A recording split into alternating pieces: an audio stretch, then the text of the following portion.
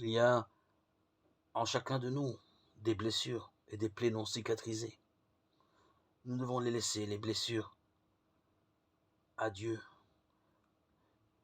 Lui seul peut nous les guérir. Il y a beaucoup de personnes qui sont devenues déçues, désillusionnées et impitoyables. Des personnes qui se sont senties isolées, coupées du reste du corps du Christ, en s'enfermant sur eux-mêmes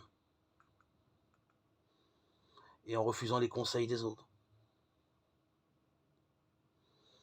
Nous devons savoir que là où nous sommes, c'est là que Dieu veut que nous soyons.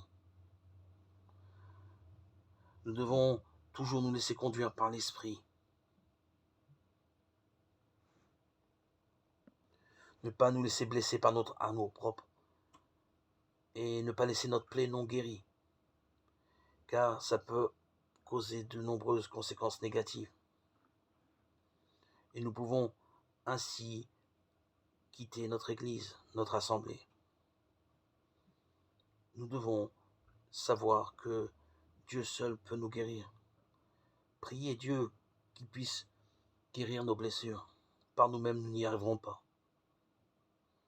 Beaucoup de couples mariés commencent avec un amour fort et ardent, qui est souvent aveugle. Et cependant, après plusieurs années de mariage, de nombreux couples ne font que coexister ou éprouvent même de la haine l'un pour l'autre. Comment sont-ils passés de l'amour à la haine? Souvent, les blessures et les offenses du mariage ne furent jamais entièrement résolues jusqu'à qu'ils soient véritablement coupés l'un de l'autre. Avec le temps. Si Satan peut vous isoler par les blessures, il aura l'occasion de vous parler, de vous troubler. Vous voyez, vous êtes plus vulnérable lorsque vous vous êtes isolé.